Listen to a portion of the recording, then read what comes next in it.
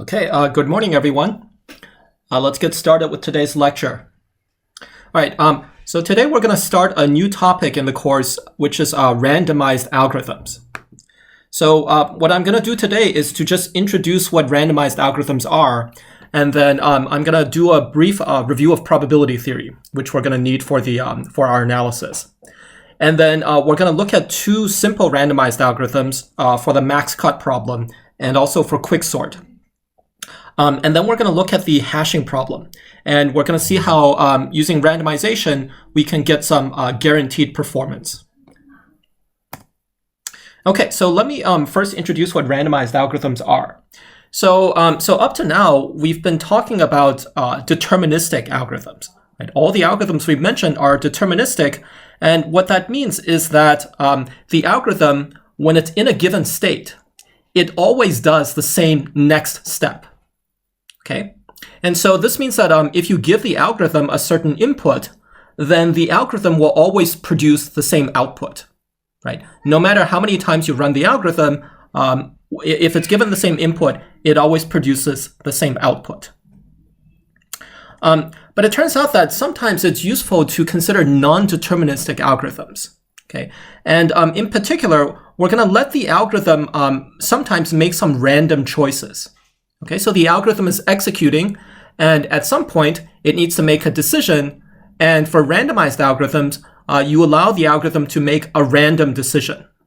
Okay, and it can do that in various ways. So we assume the algorithm has some sort of randomness input.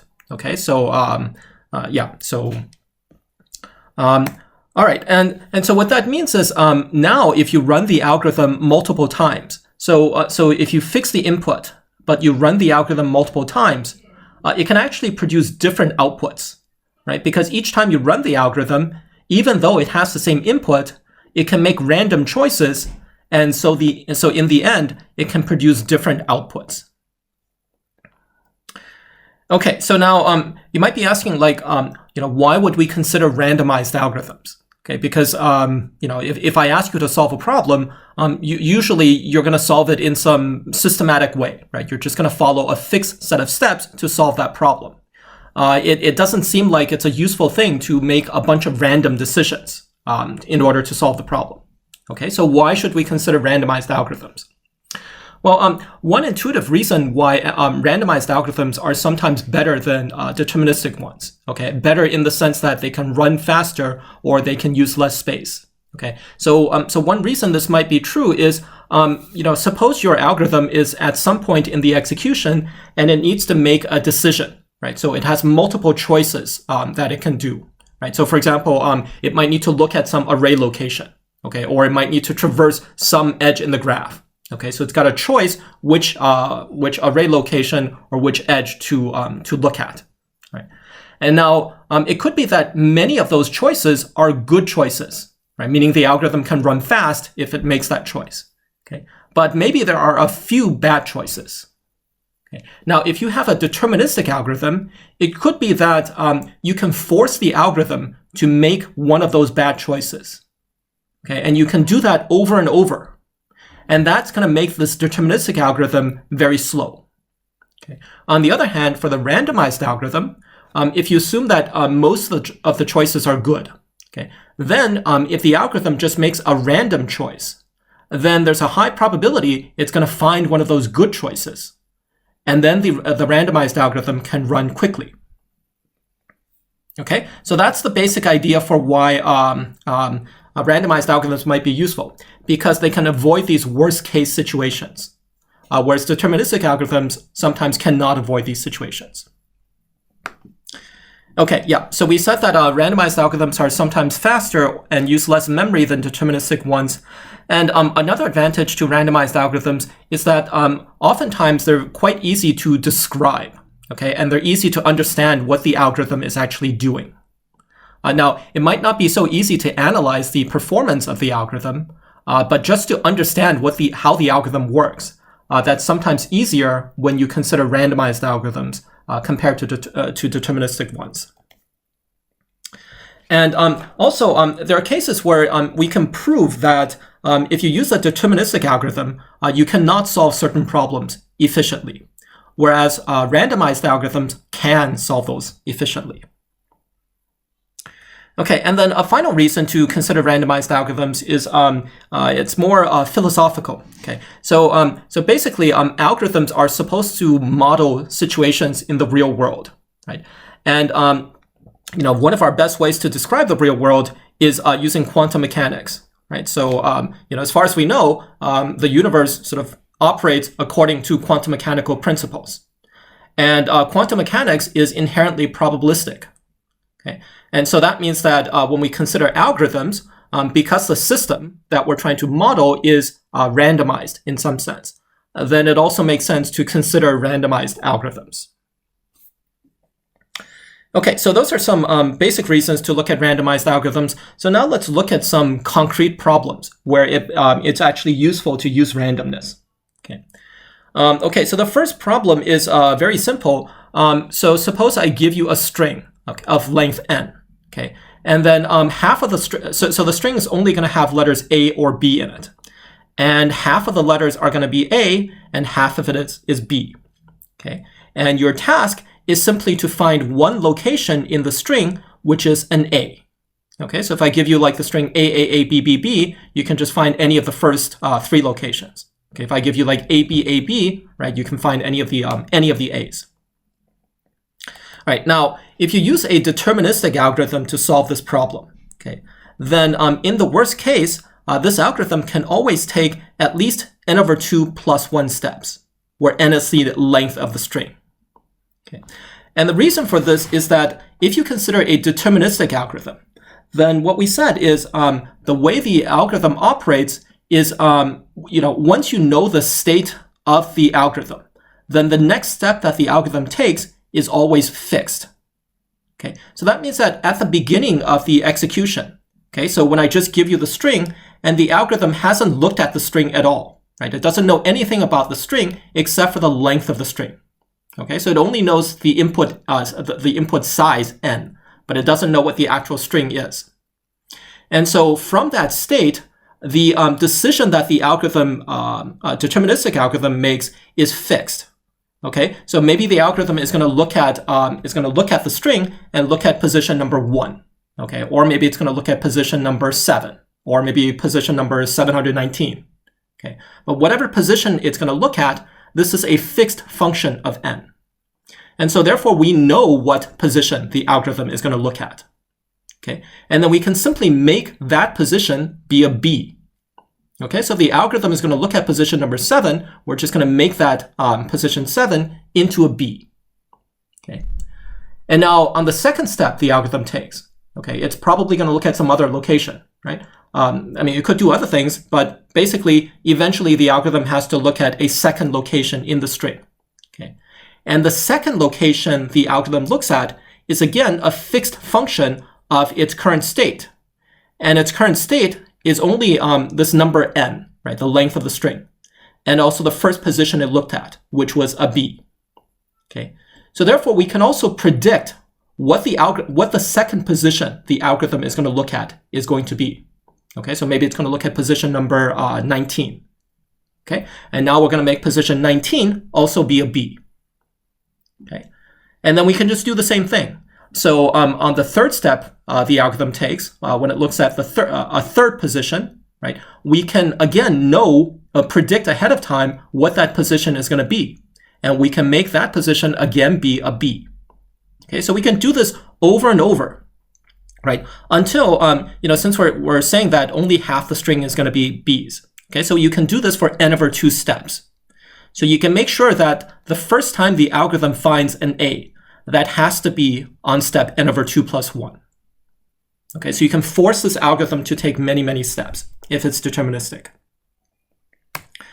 On the other hand, if you have a randomized algorithm, okay, then no matter what string I give the algorithm can just look at a random position in the string, right? Because I have to give the algorithm, you have to give the algorithm some input. Okay, so it's got some A's and B's in it. And if the algorithm just picks a random location to look at, then since half the string is A's, right, then there's a 1/2 probability the algorithm is going to find an A in the very first step. Okay, And if it doesn't find an A, then the algorithm can look at a second random position. Okay, and again, it's got about a 1/2 probability of finding an A in the second position. Okay, so the algorithm can just keep operating like this, and each time it has at least a 1/2 probability of finding an A in a random location. And so that means that in expectation, if you just run this algorithm for 2 steps, it's going to find an A. Okay, so the randomized algorithm in expectation is only going to take 2 steps, whereas the deterministic algorithm, in the worst case, can take n over 2 steps. Okay. Now, the randomized algorithm, in the worst case, can also take many, many steps, right? It can take like n steps in the worst case, or sorry, n over 2 plus 1 steps. Okay. However, that's very, very unlikely to happen. Okay. So the average number of steps the randomized algorithm takes is just 2. Okay, so that's one example where randomness can actually beat a random algorithm can actually beat a deterministic algorithm. Okay, as another example where randomness is useful, suppose I give you like some sort of complicated figure. Okay, so you have this blue blob over here. Okay, and then I'm asking you to find the area of this blob. Okay, and in this case, I'm drawing a 2-dimensional shape. But in general, you could have a higher dimensional shape. Okay, you could have a 3-dimensional shape, or you could have a 1,000-dimensional shape. Right? And so now, if you try to find the area of this shape using deterministic methods, right? You might have to do some sort of complicated integral or something. Okay, so it's a very complicated algorithm, and it's also especially if we're working in the high dimensions, it might be very slow to do this. On the other hand, if we use a randomized algorithm, okay, then what we can do is we can basically just sort of render this shape. So for example, you can print out the shape on a sheet of paper. Okay, so let's say you take the shape and then you just sort of print it out on this sheet of paper. Okay, all right, and now you can just choose a bunch of random locations in this paper. Okay, so let's choose some random locations. Okay, and then you can look at out of these random positions, how many of them actually fall inside of this shape, right? And then you can just take that ratio and you can multiply it by the area of this piece of paper, okay?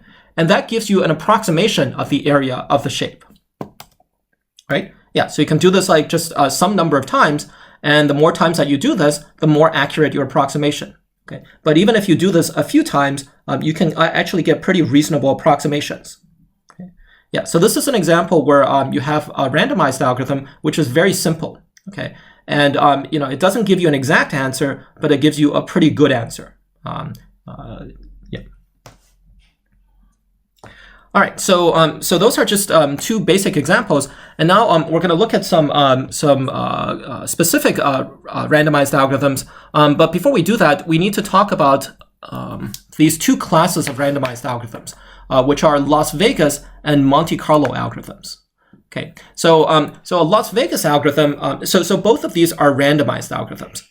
And the difference is that the Las Vegas algorithm is always going to produce the right answer. Okay. However, because the algorithm is allowed to make random choices, then the running time of the Las Vegas algorithm can vary depending on which random choices it makes. Okay, so if you run this algorithm multiple times, it can run for different amounts of time, even on the same input. Okay, but the answers it produces are always correct. Oops. All right, now, since the running time can vary depending on the choices, then what we want to do for the Las Vegas algorithm is to minimize the expected running time of the algorithm. Okay. Now, the other type of randomized algorithm is Monte Carlo. Okay. Now, for the Monte Carlo algorithm, this one always has the same running time on a fixed input. Okay. However, the algorithm can sometimes produce incorrect answers depending on the random choices it made. Okay, so for the Las Vegas algorithm, the answers are always correct, right? But for the Monte Carlo one, it can sometimes produce incorrect answers.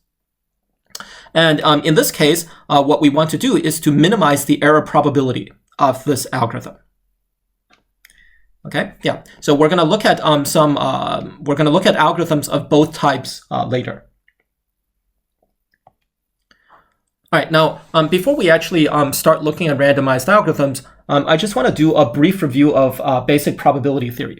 Okay, so we don't need to use too much probability in our analysis, but and I'm sure you guys have actually seen this stuff before. Okay, but just this is like just a recap, just to make sure that we're on the same page. All right, so since we're working with discrete algorithms, then we're gonna look at discrete probability theory. Okay. And so discrete probability theory is based on events, and these events have certain probabilities. Okay? And the events can either be basic events, or they can be more complex events, which are composed of more basic events. Okay, so as an example, suppose you're rolling a die. Okay, so it's a 6-sided die, and so a basic event would be a basic event would be to roll a 2 on this fair die. Okay, and this has a probability of 1/6. And a more complicated event would be to roll an even number. Okay, and so to roll an even number, this is composed of more basic events because you have to either roll a 2, a 4, or a 6. Okay, and the probability of rolling an even number is just 1/2. Okay, so if A is an event, then we're going to write the probability of A equals Y, if Y is the probability that A occurs. Okay, so for example, the probability that we roll a 2 is going to be 1/6.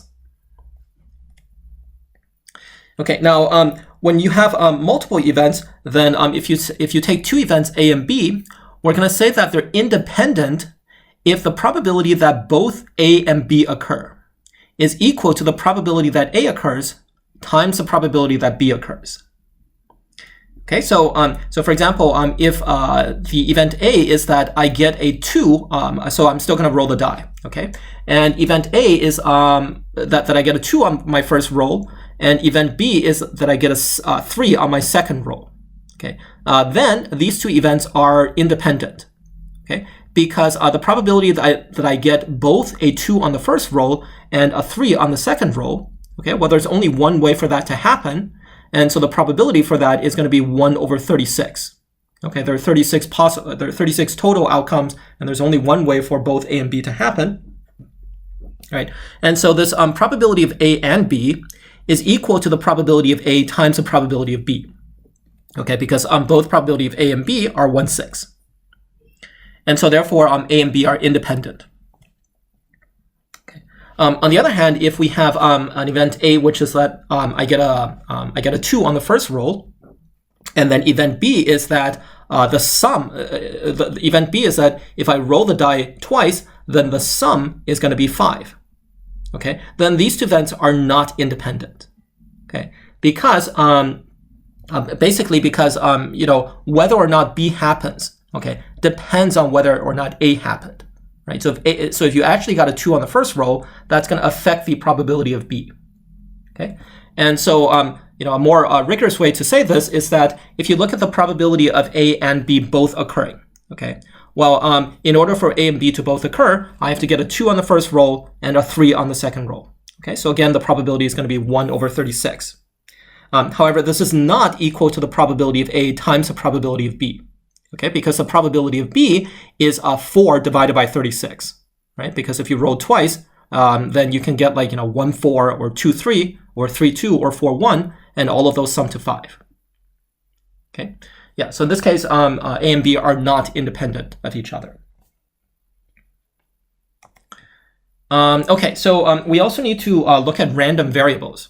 Okay, so a random variable is simply a variable which can take on different values with certain probabilities. And if you look at all the values this variable can take and you sum up the probabilities, this has to add up to 1. So for example, if x is the value that you get from rolling a die once, okay, then the possible values of this random variable are 1 to 6, right? Because those are the numbers on the die. And each of these occurs with probability 1/6. Okay, another random variable is suppose you look at the number of suppose you take a fair coin and you flip it 4 times, right? And you look at the number of heads. Okay, and now you can get anywhere from 0 heads to 4 heads. So the values that y can take is from 0 to 4. Okay, and the probabilities are what I listed down here. Okay, so you can check that these are actually the probabilities of getting different numbers of heads. Okay, a final example is suppose you let z be the number of flips of a fair coin until you get the first head. Okay, and now the possible values of z are well, you have to flip this coin at least once, okay, or twice or 3 times, and actually any positive integer, okay, is a possible value of z. So for example, you might need to flip the coin 1,000,000 times before you get the first head. Okay, that's not likely to happen, but it is possible. Okay, so the values of z are all of the positive integers. And the probabilities for the different values are like, what I listed below. Okay, so basically the probability of value k is going to be 1 divided by 2 to the kth power. Right, and then we're going to use this notation where, so if x is a random variable, then we're going to write that the probability that this random variable equals a particular value little x, okay, is equal to some probability y. So for example, for this random variable z over here, right, the probability that z equals 3, so that you need 3 flips, right, that's going to be 1/8. Okay, so the next thing that we need is we're oftentimes going to analyze the expectation of certain random variables. So for example, we want to look at the expected running time of an algorithm. Okay, so we need to know some facts about expectations. So the expectation of a random variable is basically the average value of that random variable. Okay, so formally, the way that you define it is that if you have a random variable x, right, and then you're going to look at all possible values, little x, of this random variable. Okay, and then you're going to take all of these values and multiply it by the probability that this random variable takes that value. Right, and that's going to be the expectation of this random variable. So yeah, so this is the average value of x if you sample x many times. Okay. So for example, if you look at the so if you let x be the number of heads in 4 flips of a coin, okay, then we expect to get 2 heads, right? And so formally, what you can do is you can just take all the values of x, right, and then multiply by the corresponding probabilities. Okay, so for example, you might get 0 heads, and that occurs with 1/16th probability. Okay, or you could get 1 head, and that's got a 4/16th probability, and so on, right? And then you sum that up, and indeed you get 2. Okay, so that says that if you flip it 4 times, you expect to get 2 heads. Yeah. Okay, now a special type of a random variable is something called an indicator variable. Okay, so if you have an event E, then an indicator variable for this event is this variable x is going to be 1 if E occurs, okay, and 0 otherwise. So this indicator variable just has 2 possible values, 0 or 1, right? And it just indicates whether E occurs or not. And now, if this event E has some probability P of occurring, okay, and if x is E's indicator variable, then the expectation of x is equal to P. Okay, and the reason is simply that the expectation of x, by definition, is the probability that E occurs times the value of x when E occurs, which is going to be 1, right? Plus the probability that E doesn't occur times the value of x when E does not occur, which is 0, right? And so this is simply going to be equal to P. Okay, yeah. So this is just a convenient fact that we're going to use later. Okay, so if you have a random variable, and then if you create an indicator variable for that, right, then the expectation of the indicator variable is just equal to the probability of the event. Or sorry, if you have an event, okay, and you have an indicator for that event, then the expectation of the indicator is just the probability of the event. Okay, right, and the final thing we're going to need is this property called linearity of expectations. Okay, and here what happens is that suppose you have 2 random variables, x and y. Okay, then if you add up their values, then you're going to get another random variable. Okay, and now the expectation of the sum of these 2 random variables is equal to the sum of the expected value of these individual random variables. Right? So E of x plus y is equal to the expectation of x plus the expectation of y. Okay. Yeah, and this works for any number of random variables. Okay, so you could have like 3 random variables, or any number of random variables. This property holds. And one nice thing is that we don't need to make any assumptions about these random variables. Okay, so for example, we do not need to assume that x and y are independent from each other. Okay, this property holds without any assumptions about x and y. And so it turns out that this linearity of expectation is a very useful property. Okay, we're going to use it all the time in our analysis. And so just as an example of how it's useful, so suppose you let x here be the so now we're going to take a coin and you're going to flip it 100 times. Okay, and you're going to let x be the number of heads that you get in 100 coin flips. Okay, and suppose you want to calculate the expectation of x. Right, now if you do it just by the direct method, right, meaning that you just take the definition of the expectation, okay, and you just directly try to compute the expectation. Okay, then what you have is that you need to do the probability that it takes or the probability you get 0 heads, right? Or sorry, you need to do 0 times the probability you get 0 heads plus, which is going to be 0, right? Plus 1 times the probability you get 1 head plus all the other things. Okay, so you need to do this very complicated sum, which has like 100 terms in it, and each of these terms is quite complicated. Because, for example, the probability that you get 2 heads, okay, well, this is basically 100 choose 2, okay, and you have to multiply that by 2, and then you have to sum this up. Okay, so it's a very complicated sum. On the other hand, you can also compute this expectation using the linearity of expectations method. Okay, so what you can do is you can say that x is equal to, so what we're going to do is create 100 indicator variables.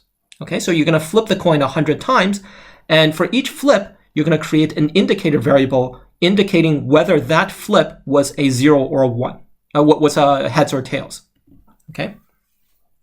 All right, and so so the expectation of this indicator variable, of any of these indicator variables, okay, is equal to 1/2, right? Because on any coin flip, you have a 1/2 probability of getting a heads.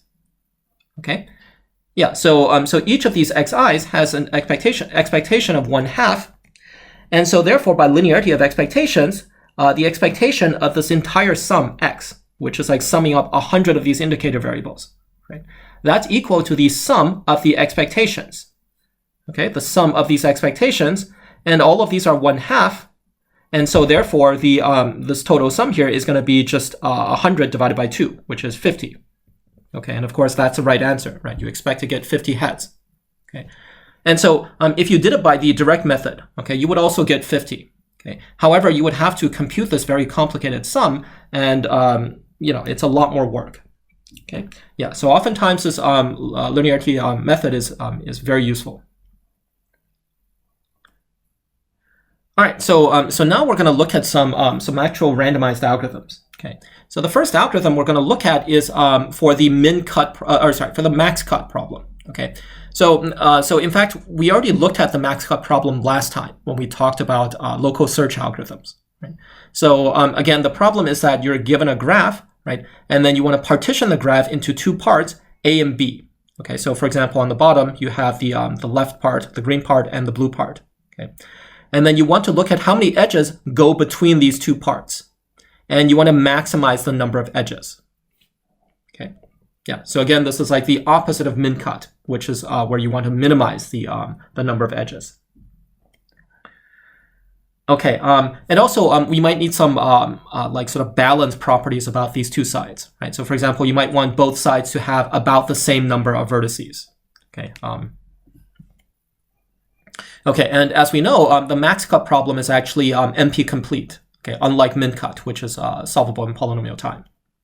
Okay, but what we'll do is we're going to give a very simple randomized algorithm, which is not going to give you the optimal answer, of course, okay, but it'll give you something which is pretty good. It'll give you a 2 approximation for the answer. Okay. And to approximation just means that we're going to get a cut which is at least half the size of the maximum cut. Okay. So if you remember about our local search algorithm, that was also a to approximation. Okay, at least the first version where so we talked about two versions. The first version was a to approximation, and the other version was like a 2 plus epsilon approximation. Okay. So here we're going to have a simple randomized algorithm, which is going to be a to approximation. However, this algorithm is going to be a Monte Carlo algorithm. Okay, meaning that it can sometimes give incorrect answers. Okay, so in this case, that would mean that sometimes when you run this algorithm, you do not get a 2 approximation. Okay, you might get like a 3 approximation. Okay, meaning that if the max cut is like 100, right? Then you don't cut 50 edges. You maybe only cut like 34 edges or something. Okay, so it's possible for this algorithm to sometimes give poor answers. Okay, but the expected approximation ratio of this algorithm is going to be 2. Okay, so if you run this algorithm many times, then on average, it's going to return you cuts which are half of the maximum cut. Right, and also because this algorithm is Monte Carlo, then the running time of the algorithm is always going to be fixed. Okay, so for a given graph, it's always going to run in a fixed amount of time. Okay, so now I told you that these randomized algorithms are sometimes very simple compared to deterministic algorithms. Okay, and this algorithm is basically as simple as you can get. Okay, because what we do in this algorithm is just that we go through all the nodes, and for each node, we just put it onto a random side. Okay, so we have two sides, A and B, right? So for each node, you just put it onto a random side with probability 1/2. Okay, so that's the entire algorithm. Okay, and then in the end, you get some sort of split of the nodes between the A side and the B side. Right? And the claim is that on average, this is going to be at least half the size of the max cut. Okay, now to prove this, so what we're going to do is we're going to in fact prove a stronger property, okay, which is that if you have a graph with E edges in total, okay, then when you run the algorithm, right, when you run this randomized algorithm, it's going to produce a cut with expected size E over 2. Okay, so in expectation, this algorithm is going to cut half of the edges in this entire graph. Okay, so in that case, of course, we also get a 1/2 approximation to max cut, because at most you can cut all the edges in the graph, right? And this algorithm in expectation is going to cut half of the edges in the graph. Okay, so to prove this, so let's define a random variable x to be the size of the cut when you run this algorithm. Okay, so this is a random variable because each time you run the algorithm, you might get a different cut, right? Because we're putting things onto random sides, so each time you run it, you might get a different answer. But x here is going to be the size of the cut when you run this algorithm. Okay, and so now we want to bound the expected value of x, and we want that to be large. Okay, so what we're going to do is we're going to use linearity of expectations. Okay, so the way we're going to compute x is that for each edge E in the graph, okay, you're going to create an indicator variable x sub E. Okay, and this is just going to indicate whether this edge was cut or not. Right, so you run the algorithm, and it's going to cut some edges and not cut some other edges, and so x sub E is just indicating whether this edge E got cut or not. And so therefore, the total size of the cut is that, well, you just add up all of these indicator variables, right? Because each time you get a cut edge, you get 1, right, for the indicator, and then otherwise you get 0. So the total size of the cut is simply the sum of of all of these indicator sizes. Okay, so now let's look at one particular edge on ij. Okay, now this edge is only going to be cut if I and j are put onto different sides, right? If they're put onto the same side, then it's not part of the cut. Okay, so then what is the probability that this edge gets cut? Okay, what's the probability that E is part of the cut? Okay, well, since you need I and j to be on different sides, then the probability E is cut is the probability that I is on the left side and J is on the right side, right? Or you could have J on the left side and I on the right side. Right? And so these are two disjoint events, so we can just add up their probabilities. Okay, so each of these probabilities is going to be 1/4. Okay, because we're going to put each node onto a random side. So therefore, there's a 1/2 probability that I is on the left side and J is on the right side. Okay, so altogether, the probability that this first event occurs is going to be 1/4, right? And the same for the other case. So therefore, the probability that E gets cut is just 1/2. Okay, each edge gets cut with 1/2 probability. And so that means that the expected value of this x sub E, of this indicator, is 1/2, right? By our previous lemma, where we, you just need to look at the probability this event happens. All right, and so now we can just finish up and we can use linearity of expectations. And we know that the expected value of x is equal to the sum of the expectations of all of these indicator variables. Okay, and each of these expectations, expectations of the xe's is 1/2. Okay, so therefore, if you sum them up, you're going to get E over 2. Okay, so that means that the size of the cut in expectation is going to be half of the edges. Okay, and so of course that's going to produce a 1/2 approximation to max cut. Okay. Are there any questions about this this algorithm or the analysis?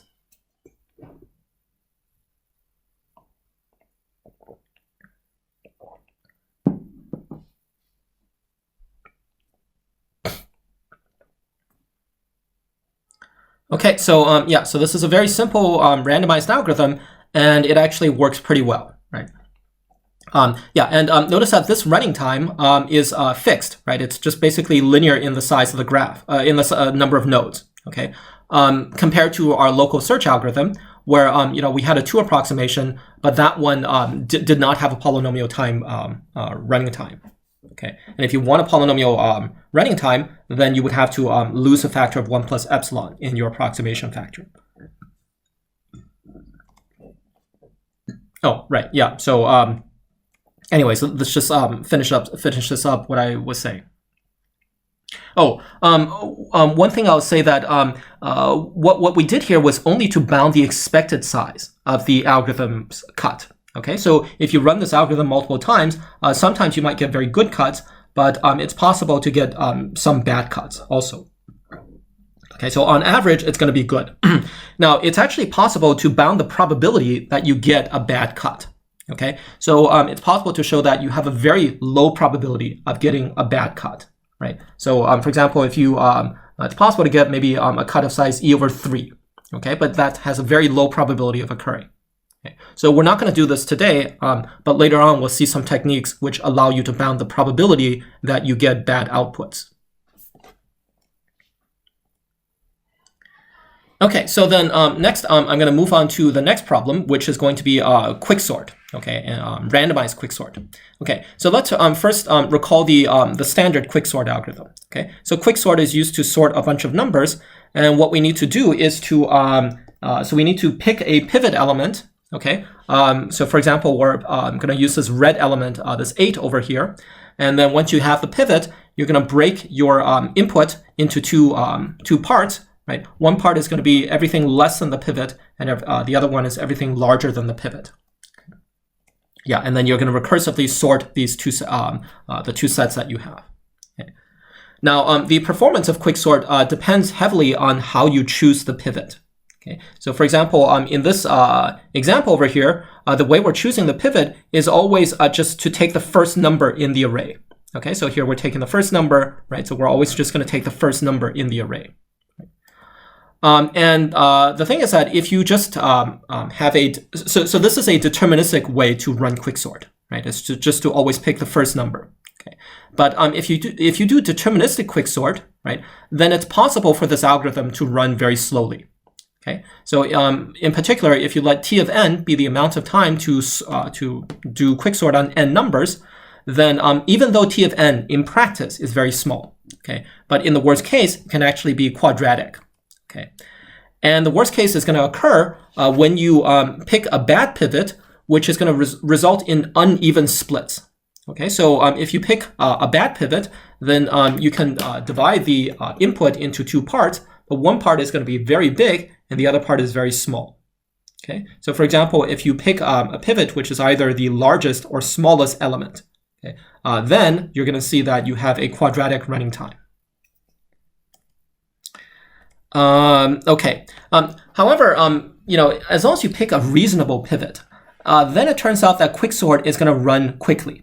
Okay, so ideally, the pivot that you pick is exactly the middle element, right? It's like the median value. So that way you get you split the array into two exactly equal parts. Okay?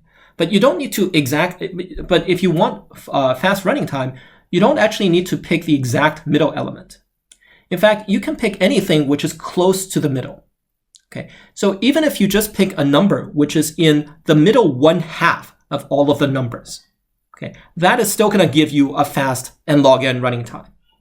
Okay, so what I mean by that is if you rank all the numbers, right? So you have n numbers, and as long as you pick a number which is in the middle half of all of these numbers, okay, then your running time is going to be bounded by well, you have one part which is n over a quarter, right, and the other part is at most 3n over 4.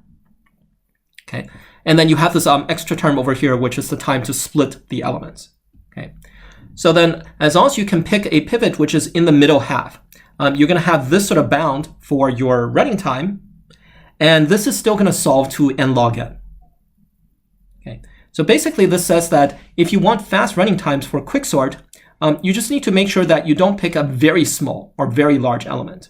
Okay, as long as you pick something like in the middle half, it's going to work. Okay. And so it's actually very easy to pick a number in the middle half, right? So so randomized way to do this is that you can just pick a random number as your pivot. Okay, so if you pick a random element, then it has a 1/2 probability of being in the middle half of the elements, right? Yeah, so if you just pick a random pivot, okay, you have a 1/2 probability that this is a good pivot. And so this leads to the randomized quicksort algorithm. Okay, so the deterministic quicksort is that you always use some sort of deterministic rule to pick which pivot element you use. Okay, and the randomized quicksort is just that you pick a random pivot element. Okay, and then everything else is the same. You still partition the elements into two sets, and then you recursively randomly sort those two sets. All right, so that is the randomized quicksort algorithm. And the claim is that this algorithm now is going to have expected n log n time complexity. Okay, so let's analyze the expected time complexity of this randomized quicksort. Okay, so let's let R of n be the expected running time to do randomized quicksort on n numbers. All right, now when you pick a random pivot element, then it's possible for this pivot to be the smallest element. Okay, so rank 1 means the smallest element. Okay, and if it's the smallest element, then you're going to get this as your recursive equation for the running time. Okay, so in order to sort n numbers, then because you pick the smallest element as your pivot, then on the small side you're going to have one element, and on the large side you're going to have n minus 1 elements. Right? And also to partition all of the elements, you needed n minus 1 time. Okay, right. And now there's only a 1 divided by m probability that this random pivot you picked is actually rank 1. Okay, yeah. So with probability 1 over n, we have this sort of running time. Okay. Now you could also have picked a rank 2 element, right? So that's the second smallest element as your pivot element. Okay. And in that case, you would have this as your running time, right? Because you have one side with 2 elements, and you have the other side with all the other elements, right? And again, this is to split the array. Okay, and this also happens with probability 1 over n. Okay, and so in general, you can pick your pivot can have rank k. Okay, for any k from 1 to n. There's a 1 over n probability that you picked a pivot with rank k. And when this happens, you have this as your running time. Okay, so therefore, our expected running time is going to be that we take all of these probabilities and we take the running time if this event occurred. Okay, so you have a 1 over n probability that you have a rank 1 element, in which case you have this sort of running time, right? And 1 over n probability you have a rank 2 element, in which case you have this sort of running time, and so on, right? And then you just add them all together. Okay, so that is going to be equal to the expected running time of quicksort. Okay? So when you add them all together and you do some simplifications, you're going to end up with this expression over here. Okay, so this is just summing up over all of the k's from 1 to n, okay, of r of k. And then you need to multiply this by 2 over n. Okay, this basically comes from the fact that you see each of these terms gets repeated twice. Okay, you have it once in the 1 and n minus 1 split, and then you have it occur again in the n minus 1 and the 1 split. Okay, so every term gets occurs twice, and then we need to add up all of the RK values. Okay, and then over here, right, this comes from the time to do all of these splits. Okay, so we have this equation for R of n. Okay, and now we're just going to solve this equation, and that's going to let us figure out the expected running time. Okay, so so what we're going to do, so we're going to use the substitution method. Okay, meaning that we're just going to guess the correct solution, and then we're going to substitute it in and confirm our guess. We're going to see that our guess is correct. Okay, so we're going to guess that the running time is going to be like this. Okay, it's some sort of n log n term times a constant a. Okay, plus another constant b. And we're going to figure out what a and b are later. Okay, now before we do this analysis, we need to use a little lemma. Okay, so this lemma is basically going to let us bound a sum of this form. Okay, so we want to sum up k times log k, where k goes from 1 to n minus 1. Okay, and the claim is that this is basically bounded by n squared log n. All right, so I'm not going to go through this proof in too much detail, but the basic idea is that we're going to take this sum, right, and you're just going to split this into 2 parts. Okay, so this is going to be the first half, and this is the other half.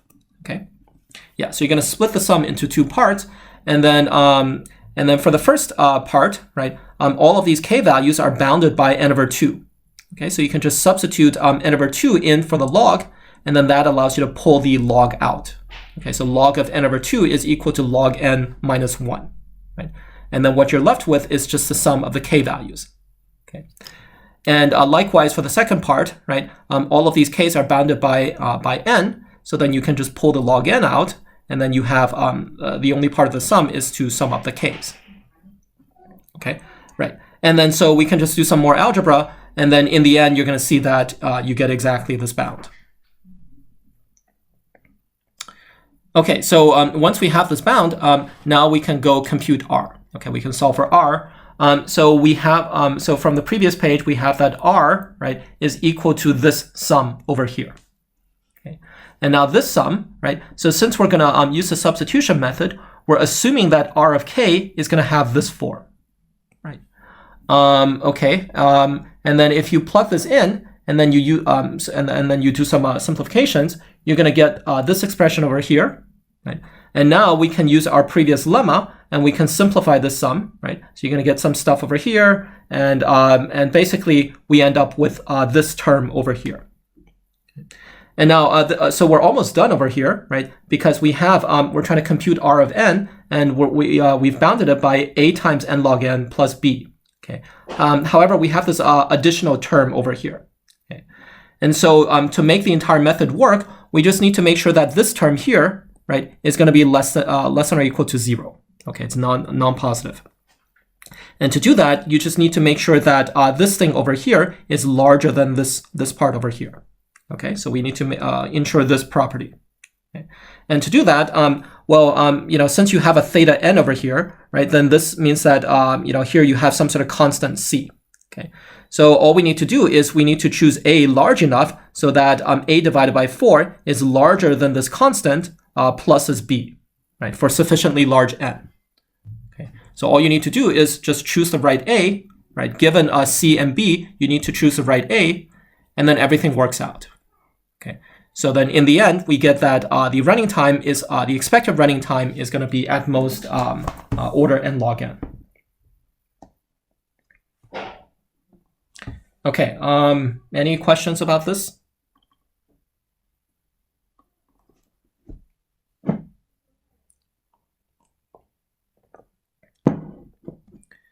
Okay, so next we're going to move on to talking about hash tables. Okay, so I think you guys have seen hash tables before, but when you saw hash tables, it might have been a deterministic implementation of hash tables, right? And the problem with implementing hash tables in a deterministic way is that in the worst case, you cannot bound the worst case running time. Okay. So today we're going to look at a randomized implementation of hash tables.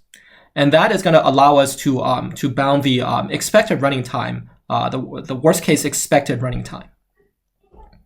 Okay, so yeah, so a hash table is basically it's a data structure that can be used to implement a dictionary. Okay, and what we mean by that is the hash table is going to support certain functions. So, for example, you can insert keys into the hash table, right? And you can delete keys, and you can also search for keys. And all of that, we're going to see how to do that in expected constant time. Okay. However, in the worst case, all of these operations are still going to take linear time. Okay. It's just that it's very unlikely that you're going to need linear running time. Okay. The worst case is very unlikely to occur. In expectation, everything is going to be constant time. Okay.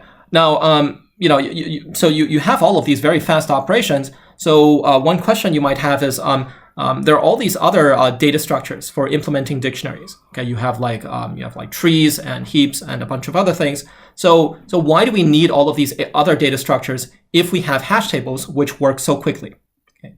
Well, the problem with hash tables is that it only supports, basically, it only supports these three functions. It can only do these three functions efficiently. Okay, find a key, insert a key, and then delete a key.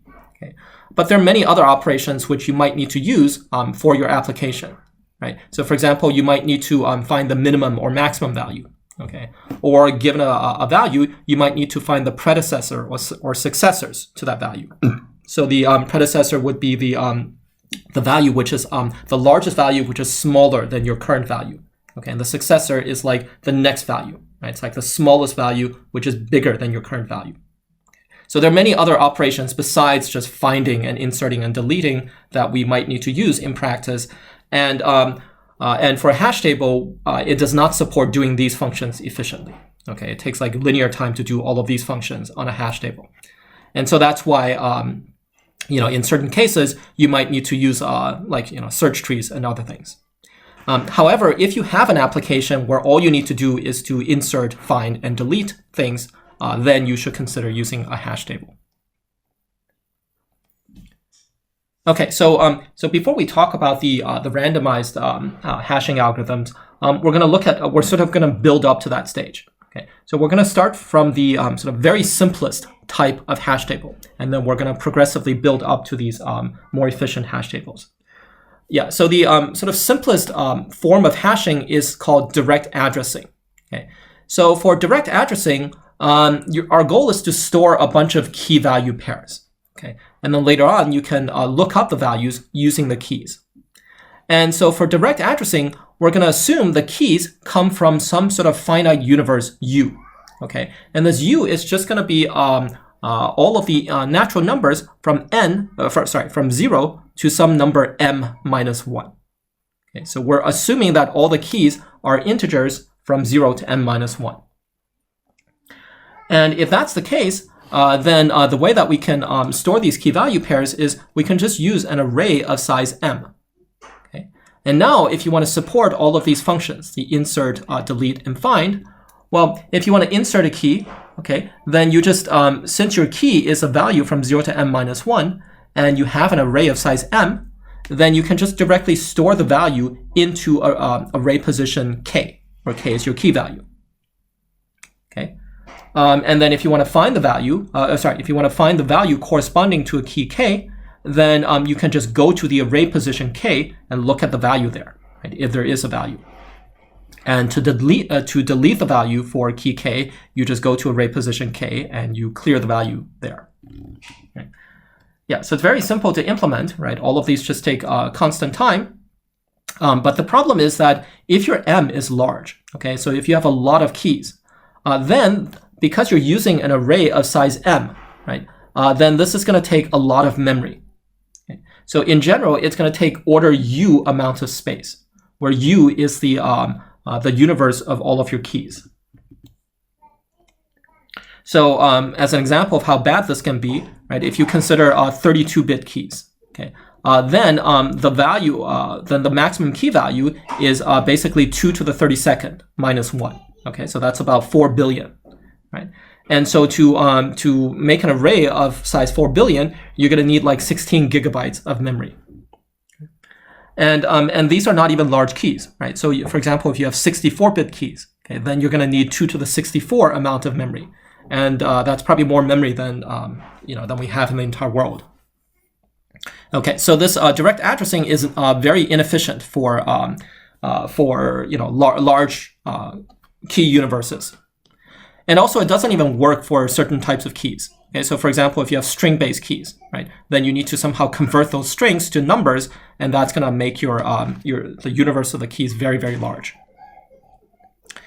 Right, and another problem is that if you only need to store a few values, okay, well, you still need to use this array of size M, even if you want to store just a few values. And so you're going to end up wasting lots of space. Right, so this direct addressing is, it's an okay method if you have very small keys and you're trying to store lots of values, okay? But as soon as your keys get large, then it doesn't, it's very inefficient. Okay, so a more efficient way to do things is to use a hash table, which is kind of like direct addressing, but it's going to use a lot less space. Okay, and so the idea here is just that instead of storing a key directly at the key's value, right, we're going to convert that key to a much smaller value, right? And then we're going to store the key at that location. Okay, so we need to convert the key to a smaller value first. And so, and we're going to do this conversion using the hash, using a hash function. So a hash table is basically going to have these three things. Okay. Again, we're going to have a universe of keys, and we're going to use an array T of size M for some M. Okay. And then we need a hashing function which takes keys from this universe U and then maps it to array locations. So maps it to an integer from 0 to M minus 1. And then we have different hashing functions, and we'll be looking at a few of them later. Okay, but assume that you have one of these hash functions. Then in order to insert a key, right, you just need to apply the hashing function to the key, and that's going to produce one of these array locations. Okay, and then you can just store your value at this array location, h of k. And if you want to find a key, right, then again, you first compute h of k, right, to find an array location, and then you just go look in that array location, and you return the value there. And if you want to delete a key, right, then again, you hash the key, and then you go delete the value at that array location. Okay, so yeah, so everything seems pretty simple. Yeah, so usually we're going to use simple hash functions, and they'll be efficient to compute. Okay, so usually they're computable in constant time. And so that means that to do all of these operations over here, right, since the only thing you need to do is to compute the hash function and then go to an array location, then all of these operations are going to take constant time. Okay? And the amount of space is just, well, we just have this array of size M, so it's going to be linear space. Okay, and if we assume that M is going to be much, much less than the size of the number of keys, okay, so that's, in practice, this is going to be true, then this hashing is going to use a lot less space than direct addressing. Okay, so far so good, right? Everything seems pretty good, except for the fact that when you do a hash table, you have this problem of collisions. Okay, so collisions is basically that you have two different keys, right? However, when you hash them, you get the same array position. Okay, so that's so these two keys are going to collide at an array location. And so, yeah, so for example here, right, we have two different keys, right? And suppose that when you hash them, you get to the same location. Well, the problem is that at each array location, you can only store one value. Okay, so now if you have two keys both going over there, and you have two different values for these keys, how are you going to store these two values? So, in fact, collisions are unavoidable if your universe is large. Okay, so if your universe, the size of your the number of keys you have, if that's more than the size of the hash table, okay, then there are always going to be at least two different keys, which hash to the same value, right? Because it's impossible for all of the keys to hash to different array positions, right? Because, for example, if you have 100 different keys and you only have a size 10 array, right, then it's impossible for all 100 keys to hash to different locations. Yeah, so there are two basic ways to deal with this problem when you have collisions, which is closed and open addressing. So we're not going to talk about open addressing today. We're going to just look at closed addressing because it's more related to the later things that we'll be talking about. Okay, so the the way that closed addressing works is that in this hash table, instead of just storing a value directly at an array location, so instead, we're going to store a pointer to a linked list. Okay, so this entire, so every position in the array is going to potentially point to a linked list, to a different linked list. And then when you have a collision, so you have two keys that hash to the same array location, okay, then you're just going to add them to the linked list from that array position. Okay, so for example here, right, we have three keys, 2, 5, and 7, and they all hash to the same same array location. So then we're going to make a linked list, and we're going to put all three keys into the link. All three keys and their values into the linked list. Okay. Yeah, so that's closed addressing. And so when you do this, if you want to insert a key, okay, then you have to insert the key and its value into the linked list at position h of k. So you hash k, and that takes you to a array position which has a linked list, and you have to add k into that linked list. And if you want to search for a key, right, then again you hash the key, and then that takes you to a linked list, and then now you have to search for that key in the linked list. Okay, so if you hash a key and you happen to hash to this location, then you're going to have to traverse this linked list in order to find your key, right? If after you go through the entire entire linked list and you don't see your key, then that key is not in the hash table, right? Otherwise, you're going to find it somewhere in that linked list. And if you want to delete a key, right, then again you have to hash the location, and you have to go through the entire linked list at that location and look for your key. And if you find it, you can delete it. Okay, so now if you look at the running time of this algorithm, okay, so we have a bunch of these linked lists here, and suppose the longest linked list has length n hat. Okay, so for example, here you have a linked list of size 3. Okay, and then suppose the average linked list has size m bar. Okay, then that means that in the worst case, you have a running time of n hat. Okay, because if you hash to this longest linked list, right, and if you do, then you're going to have to traverse that entire linked list. And then on the other hand, if you just do like a random operation, an operation on a random key, right, so that's going to take you to a random one of these linked lists, and on average, that's going to take time m bar. Okay, so yeah, so therefore, what we want to do is to make we want to make sure all of these linked lists are not too long. Okay, and in order to do this, what we want is a hash function that appears random. Okay, and what I mean by that is that if you give this hash function a key, right, then the hash function is going to distribute this key basically uniformly to any of the table locations. Okay, it's basically going to map it to like kind of a random table location. However, so I'll talk about this more on the next page. The hash function itself is not a random function. Okay, it's a deterministic function, but it kind of behaves randomly in the sense that it takes a key and it's supposed to map it uniformly to any table location. Okay, so then if we can find such a hash function, right, which appears to be random, okay, then if you have a hash table with n items and the table has size m, okay, then we're going to say that the load of the hash table is the average number of keys at a table location. Okay, so that's going to be n divided by m, right? Because you have n items and you have m locations. So on average, each location has n divided by m keys. Okay. And we're going to say this is a load factor and denoted by alpha. And now the average time for each operation is just going to be order alpha. Okay, so if you do an operation on a random key, it's going to take on average order alpha time. However, even if you have this uniform hashing, okay, it is possible for all the keys to hash to the same location, right? And in that case, your performance is still going to be order n. Okay. Okay, so now let's talk about these hash functions. So we said that we wanted these uniform hash functions, which kind of map keys to random locations. Okay. However, as I said, the hash function itself is deterministic.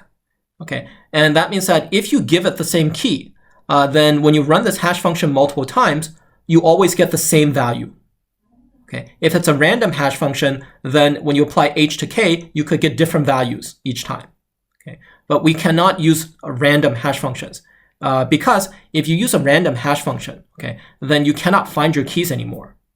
So for example, if you use a random hash function, right, then if you take k1, right, the first time it might hash to this location, okay, but the next time, if you have a random hash function, it might hash to that location, okay, and so the next time, if you need to search for k1, you're going to search in this linked list, and you're not going to see k1, even though k1 is in the hash table. Okay. So this is why you need to use a deterministic hash function, which always maps k1 to this location. Yeah, and so it's actually difficult to find these sort of random-looking hash functions, which are still deterministic. Okay, because we don't make any assumptions about the distribution of the input keys. Okay, so for example, no matter which hash function you pick, okay, for any hash function, if you have u keys and your hash table is size m, then there are always going to be at least u divided by m keys, which can hash to the same location. So then if your input is exactly these keys, which hash to the same location, right, and if u divided by m is larger than n, right, then all of your operations are going to take order n time, because everything goes to the same linked list. Okay, so it's actually hard to find these random-looking hash functions. So therefore, in practice, we're going to use a bunch of heuristic functions. Okay, so I'll just talk about a few heuristic functions. We're not going to discuss all of them. Okay, so let's first assume that the keys are natural numbers. Okay, so we can deal with other data types. So for example, if the keys are not natural numbers, if they're, let's say, strings, okay, then you can convert it to a natural number. So for example, if you take like a string like this, okay, then you can use the ASCII representation of the string and you can convert it to a natural number, okay, because you can, so there are like 128 of these characters, right? So you can just take the first character and multiply by 128, okay? So the first character is P, and the code for that in ASCII is going to be 112, right? So you can multiply that by 128, and then you can add the ASCII code for T, which is 116. Okay. So you're basically going to write this string out as a natural number in base 128. Okay, so therefore we're just going to assume that the keys are natural numbers. So in this case, the first type of hash function you can use is called the division method. Okay, so here you just take your key and you take a modulo your table size, right? And oftentimes we're going to choose the table size to be a prime number, and which is also not close to a power of 2. Okay, so there are various like heuristic reasons for doing this. I mean, this is not guaranteed to give you good performance. Even if you choose m in this way, it's not guaranteed to give you good performance. Okay, but as a heuristic, this is usually what people do. Okay. Another way to do this, another hash function is that you can take your key and then you can multiply by this number a here, where a is some sort of a real number. Okay, it's like some sort of decimal number. Okay, and so when you multiply by this key, which is a natural number, you can get some sort of decimal. You can get some sort of fractional number, and then you're just going to keep the fractional part.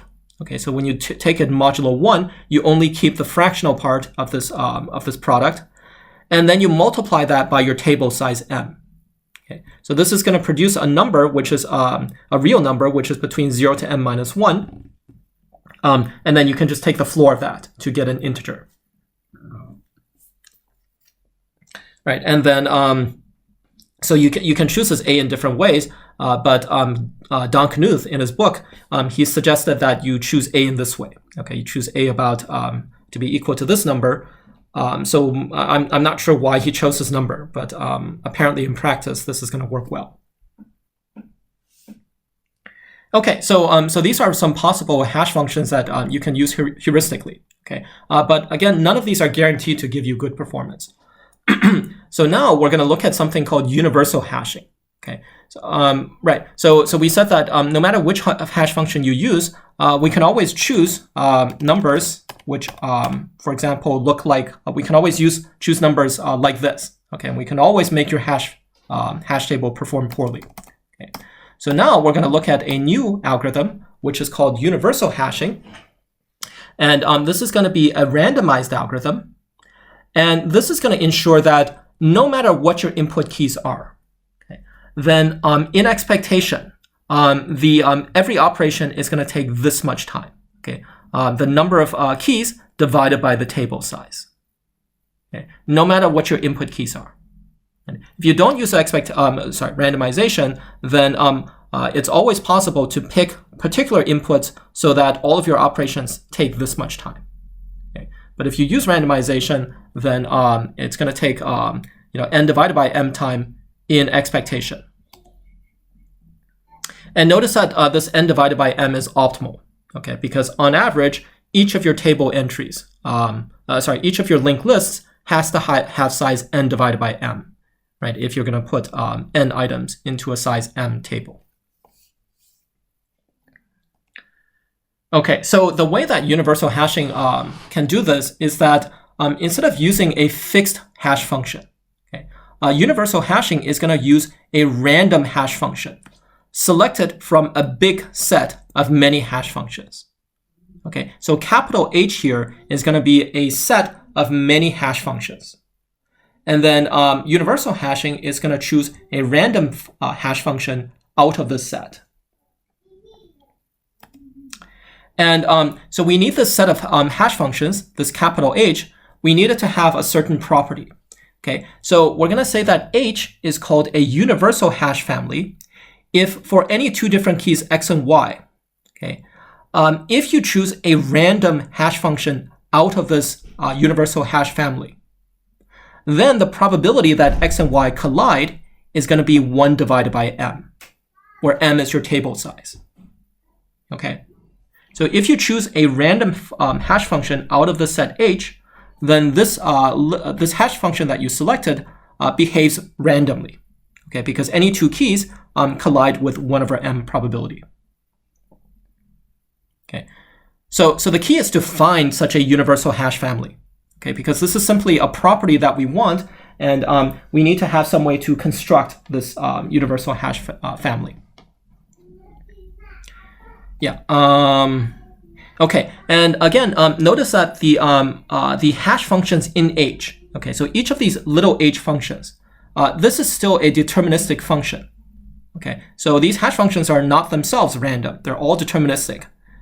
However, which function we choose to use, right? Which little h we select, okay, this is a random choice.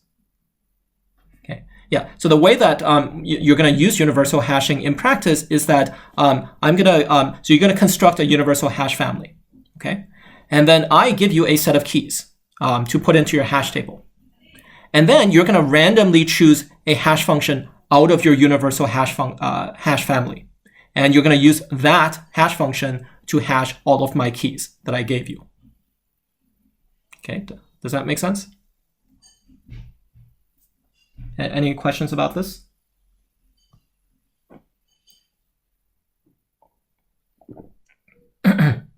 Okay, so right, so I'm not going to finish all of this today, but I'll continue with this in the next lecture. Okay, so so let's first look at some basic properties of universal hashing. So if you have a universal hash family, okay, then you can choose any set of n keys. Okay, so remember that after you construct your universal hash family, I'm going to give you a set of keys, arbitrary keys. Okay, so I have some set S of keys, and now you take a value, you take any of these keys. Okay. Now, if I select a random hash function, okay, then the expected number of other keys which collide with this initial key is going to be n divided by m. Okay. Yeah. So to show this, so let's say that your keys are x1 up to xn. Okay. So you have n keys, and yeah, and let's let x here be a random variable which is equal to how many other keys collide with this x. Right. We're trying to figure out we're trying to figure out the expectation of x. Okay, and to do this, we're going to define a bunch of indicator variables. Okay, so x sub I, this is an indicator variable, and it's 1 if the ith key collides with this x. Okay, and otherwise it's 0. Okay, so now the expectation of xi is just that we're going to, we select a random hash function, right? And then the probability that this h of xi collides with my h of x, okay, times the value of the indicator, right? Plus, after you select this, the probability they do not collide, okay, times 0. Okay. And now, because this is a universal hash family, then this probability over here is 1 divided by m. Okay, so therefore the expectation of this indicator variable is 1 over m. And so therefore, the number of total collisions that I get, okay, is simply the sum of all of these indicator variables, right? Like x is equal to the sum of x1 plus x2 and so on. Okay? And so therefore the expectation of x is equal to the sum of the expectations of these indicators, right? And this is going to be equal to n divided by m, right? Each of these is 1 over m. Okay, yeah, so this is one fact that we're going to use later. All right, so now we're going to look at how to construct a universal hash family. Okay, how much time do I have? Okay, so I can get through the construction. Okay, but in terms of proving that this construction is correct, we're going to do that next time. Okay, so let me just first describe the construction over here. So we're going to build a universal hash family. And to do that, so there are actually many different ways to build universal hash families. Okay, but this way that I'm talking about is widely used, and it's actually very it's pretty easy to implement this, and it's also efficient. Okay, all right. So what we're going to do is so m is the size of the hash table, and we're going to choose a prime number, a large prime number, which is bigger than the size of the hash table. Okay. And also, this prime number has to be bigger than all of the keys that we try to store. So for example, if we're using 32-bit keys, right, then you need to choose a prime number which is bigger than like 2 to the 32 minus 1. Okay, so you need to choose a large prime number which is bigger than the table size and also bigger than all the keys. And there are actually efficient ways of doing this. Okay, so there are efficient ways of generating prime numbers which are very large. Okay, so then next, we're going to define a function h sub a b. Okay, so a and b here are going to be different values. And this hash function, when you apply it onto a key, a key k, sorry about that, a key k, okay, you're just going to do a times k. So a and b are going to be integers. Okay, so then you're going to compute a times k plus b, and then you're going to take it modulo your prime, okay, and then you're going to take it modulo your table size, m. And so this is going to produce a number from 0 to m minus 1, right, which is one of your table locations. Okay, so this is going to be the h sub ab function. Okay, and now we're going to define our universal hash family, this capital H sub pm. Okay, so p and m are both parameters here, right? So depending on which prime you pick and depending on your table size, you're going to define different universal hash families. Okay, But this universal hash family, once you fix P and M, it's going to consist of all of these H, A, B functions, where you pick A to be any number from 1 to P minus 1. And you pick B to be any number from 0 to P minus 1. Okay, so this set is going to have P elements, right? And this is going to have P minus 1 elements. So therefore, in total, we're going to consider P times P minus 1 different functions, H sub AB. And the union of all of those functions is going to form our universal hash family.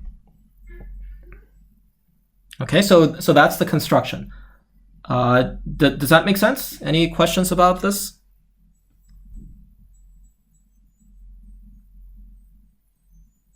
So later, when we use this universal hash family, okay, you're just going to select a random one of these functions, right, corresponding to a particular value of A and B.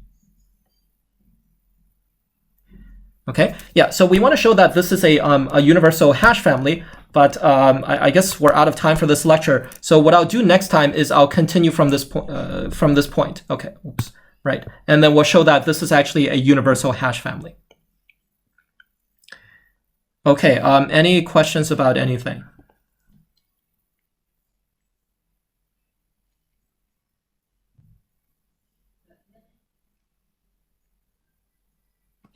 Okay, so let's see. I'm confused about randomized.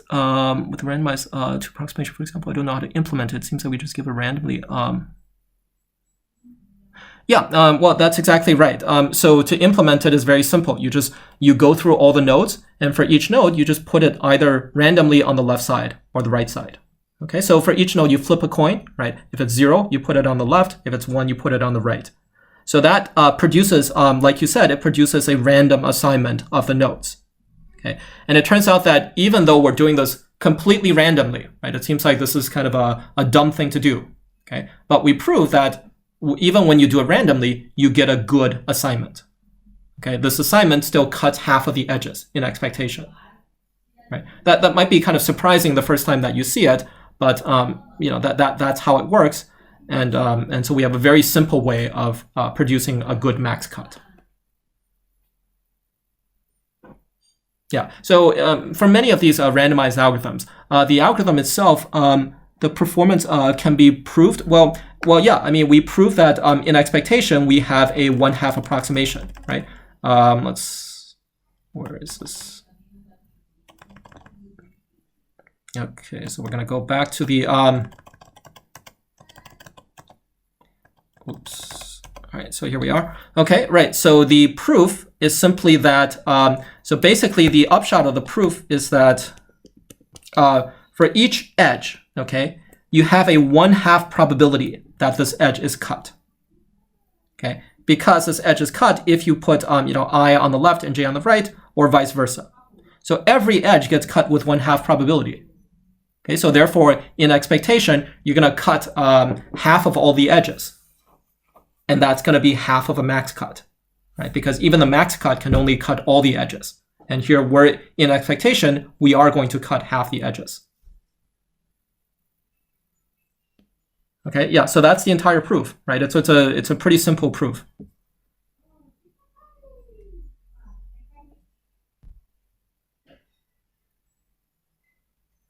Okay, any other questions?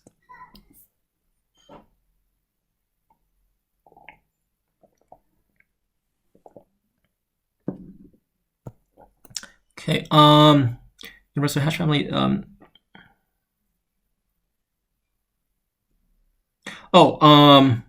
Right. So it's no. You don't. So when you use this universal hash family, you're given a set of keys. Okay, and then you just pick a random hash function once. Okay, you just do it once, and what we're going to show is that when you pick a random hash function, you're going to have these good performance properties. Okay, but then you're going to use that hash function for all of your operations, for all your inserts, deletes, and finds, and so on. Okay, you cannot pick different hash functions each time you do an operation, because in that case, you can't find your elements anymore, right? You just you have a big family with let's say 1 million hash functions. Okay, and after I give you the set of numbers of keys, you're going to pick one hash function out of that family. and then you're going to use that hash function for all the operations on the keys.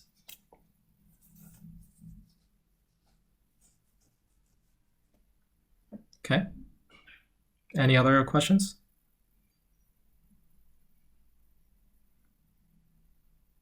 But in the worst case, oh yeah. So you're right. So it is possible for this. So I guess you're talking about, you're still talking about the max cut problem, right? Yeah. So it is possible that when you run this max cut algorithm, it's possible for this to do something very bad. Okay. So for example, it's possible for it to put all the nodes on one side, right? Then your cut is 0. Okay.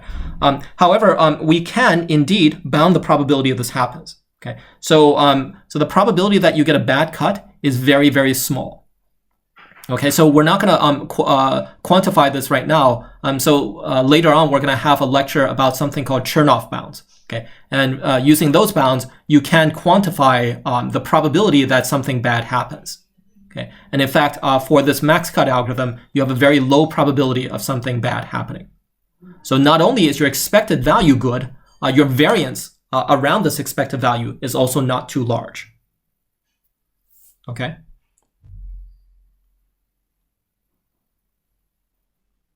Yeah, but we're not going to do that today. Okay, we'll do some analysis of this type when we get to that Chernoff bound lecture.